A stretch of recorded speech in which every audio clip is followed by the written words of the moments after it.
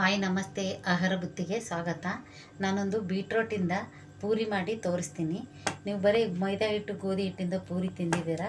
Beetroot ಹಾಕಿ ಪೂರಿ ಮಾಡಿ ತೋರಿಸ್ತೀನಿ. ನೋಡಿ ಹೇಗೆ ಮಾಡೋದಂತೆ ನೋಡೋಣ ಬನ್ನಿ. ನೋಡಿ, ಇವಾಗ ಬೀಟ್ರೋಟು ನಾನು ಸಿಪ್ಪೆ ಎಲ್ಲ ತೆಗೆದು ಈ ಥರ ತೊಳ್ಕೊಂಡು ಸಣ್ಣಗೆ ಕಟ್ ಮಾಡ್ಕೊಂಬಂದಿದ್ದೀನಿ. ಇವಾಗ ಇದನ್ನು ನಾನು ಒಂದು ಜಾರ್ಗೆ ಹಾಕ್ಬಿಟ್ಟು ಇದನ್ನು ರುಬ್ಕೊಂಬರ್ತೀನಿ. ನೋಡಿ, ಈ ಥರ ಜಾರಿಗೆಲ್ಲ ಹಾಕಿ ಇದನ್ನು ಸ್ವಲ್ಪ ನುಣ್ಣಗೆ ಪೇಸ್ಟ್ ಮಾಡ್ಕೊಂಡು ಬರಬೇಕು. ಪೇಸ್ಟ್ ಮಾಡ್ಕೊಂಬಂದು ನಾನು ಹಿಟ್ಟು ಕಲಸೋದು ತೋರಿಸ್ತೀನಿ. ನೋಡಿ, ಇವಾಗ ನಾನು ಇದನ್ನು ರುಬ್ಕೊಂಡಿದ್ದೀನಿ. ಇವಾಗ ಇದನ್ನು ಒಂದು ಜಾಲರಿ ತೊಗೊಂಡ್ಬಿಟ್ಟು ಅದರಲ್ಲಿ ನಾನು ಸೋಸ್ಕೊಂಡು ಅದರದ್ದು ರಸ ತೊಗೊಂಡು ಬರ್ತೀನಿ, ಬನ್ನಿ.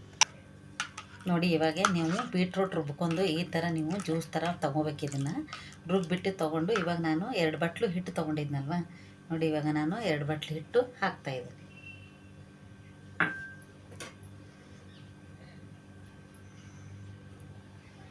ಈ 2 ಬಟ್ಲು ಹಿಟ್ಟಿಗೆ ಏನು ಹಾಕೋದಂತೆ ನಾನು ನಿಮಗೆ ತೋರಿಸ್ತೀನಿ.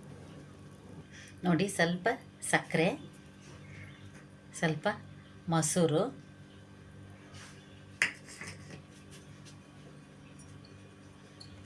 ನೋಡಿ ರುಚಿಗೆ ತಕ್ಕಷ್ಟು ಉಪ್ಪು ಹಾಕ್ಬಿಟ್ಟು ಇದನ್ನೆಲ್ಲ ಈ ಥರ ಮಿಕ್ಸ್ ಮಾಡಿಕೊಂಡು ನಮಗೆ ಅದು ಪೇಸ್ಟ್ ಮಾಡ್ಕೊಂಡಿದ್ದೀವಲ್ವ, ಅದು ಬೀಟ್ರೂಟ್ದು, ಅದನ್ನೇ ನಮಗೆ ಎಷ್ಟೆಷ್ಟು ಬೇಕಂತ ನಾವು ಇದ್ರಾಗೆ ಹಾಕ್ಕೊಂಡು ನಾವು ಕಲಿಸ್ಕೋಬೇಕು. ಆವಾಗ ಮಕ್ಕಳಿಗಿದು ಹೆಲ್ದಿ, ಇದು ತುಂಬ ಆರೋಗ್ಯಕ್ಕೆ ಒಳ್ಳೆಯದು. ಬೀಟ್ರೂಟ್ ಕೊಡೋದ್ರಿಂದ ಅವು ಮಕ್ಕಳು ತಿನ್ನೋಕ್ಕೆ ಇಷ್ಟಪಡಲ್ಲ. ಅದಕ್ಕೆ ಈ ಥರ ನಾವು ಪೂರಿಯಲ್ಲೇನೋ ಚಪಾತಿಯಲ್ಲೋ ಯಾವ್ದು ರೀತಿಯಲ್ಲಾದರೂ ಮಾಡಿ ಈ ಬೀಟ್ರೂಟು ಮಕ್ಕಳಿಗೆ ಕೊಡ್ಬೋದು. ನಾವು ಈ ಥರ ಕಲಿಸ್ಬಿಟ್ಟು ನೀವು ಪೂರಿ ಮಾಡಿಕೊಡ್ರಿ, ನೋಡ್ರಿ ಮಕ್ಕಳು ಎಷ್ಟು ಚೆನ್ನಾಗಿ ತಿಂತಾರೆ. ಪೂರಿ, ಆಲೂಗಡ್ಡೆ ಪಲ್ಯ, ಚಟ್ನಿ ಆದರೆ ಸೂಪರಾಗಿ, ನೀವು ಹೇಳೋದೇ ಬೇಡ ತಿನ್ನಂತ, ಅವರೇ ತಿನ್ಕೊತಾರೆ ಖುಷಿ ಪಟ್ಕೊಂಡು. ಇವಾಗ ನಾನು ಈ ಥರ ಕಮ್ಮಿ ಎಷ್ಟು ಬೀಳುತ್ತೆ ನೋಡ್ಕೊಂಡು ನೀವು ಹಾಕ್ಕೊಂಡು ಕಲಿಸ್ಕೋಬೋದು. ಆದಷ್ಟು ಇದನ್ನು ಮಕ್ಕಳಿಗೆ ಕೊಡೋಕ್ಕೆ ಟ್ರೈ ಮಾಡಿ. ಈ ಥರ ಮಾಡಿಕೊಟ್ರೆ ಅವರು ಖುಷಿಯಿಂದ ತಿನ್ಕೊತಾರೆ. ನೋಡಿ, ಈ ಥರ ಕಲಿಸ್ಕೊಂಡು ಪೂರಿ ಹಿಟ್ಟು ಹೆಂಗೆ ಕಲಿಸ್ತೀರ ಅದೇ ಥರನೇ ಕಲಿಸ್ಬೇಕು. ಸ್ವಲ್ಪ ಎಣ್ಣೆ ಹಾಕ್ಕೊಂಬಿಟ್ಟು ಮೇಲೆ ಹಿಂಗೆ ಹಾಕಿ ನಾವು ಚೆನ್ನಾಗಿ ಈ ಥರ ಕಲಿಸ್ಬಿಟ್ಟು 1-2 ನಿಮಿಷ, ಜಾಸ್ತಿ ಹೊತ್ತೇನು ಇಡೋಷ್ಟಿರಲ್ಲ, 1-2 ನಿಮಿಷ ಮುಚ್ಚಿಟ್ಟು ನಾವು ನೆಕ್ಸ್ಟ್ ಎಣ್ಣೆ ಕಾಯಕ್ಕಿಟ್ಕೊಂಡು ನಾನು ಪೂರಿ ಲಟ್ಟಿಸಿ ತೋರಿಸ್ತೇನೆ. ನೋಡಿ, ಇವಾಗ 2 ನಿಮಿಷ ಆಗಿದೆ, ನಾನು ಮುಚ್ಚಿಕ್ಕಿದ್ದೆ. ಇವಾಗ ತೊಗೊಂಡ್ಬಿಟ್ಟು ನಾನು ಇದನ್ನು ಪೂರಿ ಲಟ್ಸ್ಕೊತೀನಿ. ನೋಡಿ,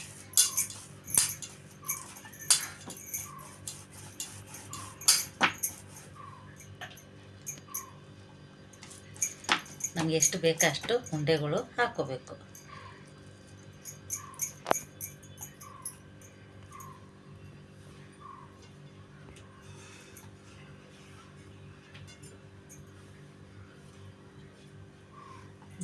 ನೋಡಿ, ನಾನು ಉಂಡೆ ಎಲ್ಲ ರೆಡಿ ಮಾಡಿ ಇಟ್ಕೊಂಡಿದ್ದೀನಿ. ಇವಾಗ ನಾನು ಪೂರಿಗೆ ಲಟ್ಟಿಸ್ತೀನಿ. ಸ್ವಲ್ಪ ಹಿಟ್ಟು ಹಚ್ಕೋಬೇಕು. ಹಿಟ್ಟು ಹಚ್ಕೊಂಡ್ಬಿಟ್ಟು ಸೇಮ್ ನಾವು ಮಾಮೂಲಿ ಪೂರಿ ಹೆಂಗೆ ಮಾಡ್ತೀವಿ ಅದೇ ಥರ ಮಾಡಬೇಕು. ಆದರೆ ಬೀಟ್ರೂಟ್ ಹಾಕೋದು ಮಾತ್ರ ಮರೆಯೋಕ್ಕೆ ಹೋಗಬೇಡಿ, ತುಂಬ ಚೆನ್ನಾಗಿರುತ್ತೆ. ಮಕ್ಕಳು ಕೊಟ್ಟರೆ ಹೆಲ್ದಿನೂ ಇರುತ್ತೆ.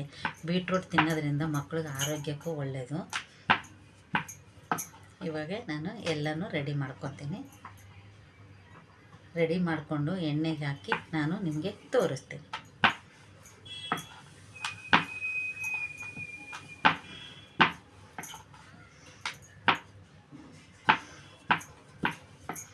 ಚಿಕ್ಕದು ಬೇಕಾ ದೊಡ್ಡದು ಬೇಕಾ ಅಂತ ನೀವೆಲ್ಲನೂ ಇದೇ ಥರ ಮಾಡಿ ಇಟ್ಕೋಬೇಕು. ನೋಡಿ, ಇವಾಗ ನಾನು ಎಲ್ಲನೂ ಇದೇ ಥರ ಮಾಡ್ಕೊಂಬಿಟ್ಟು ನಿಮಗೆ ಎಣ್ಣೆ ಕಾಯಕ್ಕಿಟ್ಟು ತೋರಿಸ್ತೀನಿ, ಬನ್ನಿ. ನೋಡಿ, ಎಲ್ಲ ನಾನು ರೆಡಿ ಮಾಡಿ ಇಟ್ಕೊಂಡಿದ್ದೀನಿ. ಇವಾಗ ಎಣ್ಣೆ ಕಾಯಕ್ಕಿಟ್ಟಿದ್ದೀನಿ. ಎಣ್ಣೆ ಕಾಯ್ದಿದೆ ಅನಿಸುತ್ತೆ, ನೋಡೋಣ ಬನ್ನಿ.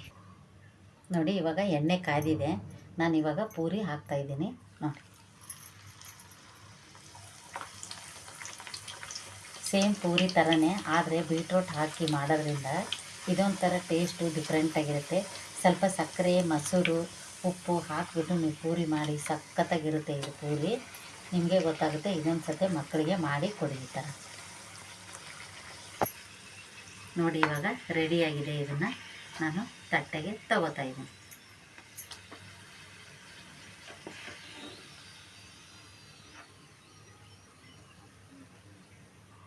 ಇವಾಗ ತಿರ್ಗಾ ಮತ್ತೆ ಒಂದು ಹಾಕಿ ನಿಮಗೆ ತೋರಿಸ್ತೀನಿ.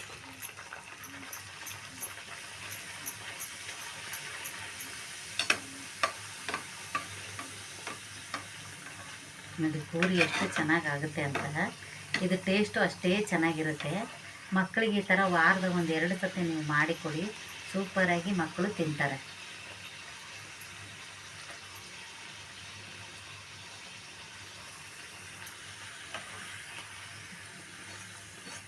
ನೋಡಿ ಹೇಗಾಗಿದೆ ಅಂತ ನಿಮಗೆ ಗೊತ್ತಾಗುತ್ತೆ. ತುಂಬ ಚೆನ್ನಾಗಿರುತ್ತೆ. ನೀವು ವಾರಕ್ಕೊಂದ್ಸತಿ ಈ ಥರ ಬೀಟ್ರೂಟ್ ಹಾಕಿಬಿಟ್ಟು ತುರಿದು ರುಬ್ಕೊಂಬಿಟ್ಟು ನೀವು ಮಕ್ಕಳಿಗೆ ಈ ಥರ ನೀವು ಪೂರಿ ಮಾಡಿಕೊಡ್ಬೋದು. ಇದೇ ಥರ ನಾನು ಎಲ್ಲನೂ ಪೂರಿ ಮಾಡ್ಕೊಂಬರ್ತೀನಿ, ಬನ್ನಿ. ನೋಡಿ ಈ ಥರ ಹಾಕ್ಕೊಂಬಿಟ್ಟು ನೀಟಾಗಿ ಎಣ್ಣೆಯಲ್ಲಿ ಈ ಥರ ಮಾಡಿಕೊಂಡ್ರೆ ಸೂಪರಾಗಿರುತ್ತೆ. ನೋಡಿ ಎಷ್ಟು ಚೆನ್ನಾಗಿ ಉದ್ದು ಬರುತ್ತೆ ಅಂತ, ಸಖತ್ತಾಗಿರುತ್ತೆ. ಪೂರಿ ಮಾತ್ರ ನೀವು ಬೀಟ್ರೂಟಿಂದ ಮಾಡೋದ್ರಿಂದ ತುಂಬ ಚೆನ್ನಾಗಿರುತ್ತೆ. ಮಕ್ಕಳಿಗೆ ತುಂಬ ಆರೋಗ್ಯಕರವಾಗಿದ್ದು ನೀವು ಈ ಥರ ಮಾಡಿ ಕೊಡಿ ಮಕ್ಕಳಿಗೆ, ಚೆನ್ನಾಗಿ ಇರುತ್ತೆ, ಟೇಸ್ಟು ಇರುತ್ತೆ. ನೋಡಿ ಪೂರಿ ಎಲ್ಲ ಮಾಡಿದ್ದು ರೆಡಿಯಾಗಿದೆ. ಈ ಥರ ನೀವು ಬೀಟ್ರೂಟ್ ಪೂರಿ ಮಾಡೋದ್ರಿಂದ ತುಂಬ ಒಳ್ಳೆಯದು, ಆರೋಗ್ಯಕ್ಕೂ ಒಳ್ಳೆಯದು. ಚಟ್ನಿ ಪಲ್ಯ ಇಲ್ಲ ಸಾಂಬಾರಿದ್ದರೂ, ತರಕಾರಿ ಸಾಂಬಾರಿದ್ದರೂ ತಿನ್ಬೋದು, ಚಟ್ನಿ ಪಲ್ಯ ಜೊತೆಗೂ ತಿನ್ಬೋದು. ಈ ಥರ ಪೂರಿ ನಿಮಗೆ ಇಷ್ಟ ಆದಲ್ಲಿ, ಬೀಟ್ರೂಟ್ ಪೂರಿ ಮಾಡೋಕ್ಕೆ ನಿಮಗೆ ಇಷ್ಟ ಆದಲ್ಲಿ ಲೈಕ್ ಮಾಡಿ, ಶೇರ್ ಮಾಡಿ, ಸಬ್ಸ್ಕ್ರೈಬ್ ಮಾಡಿ. ನಮಸ್ತೆ.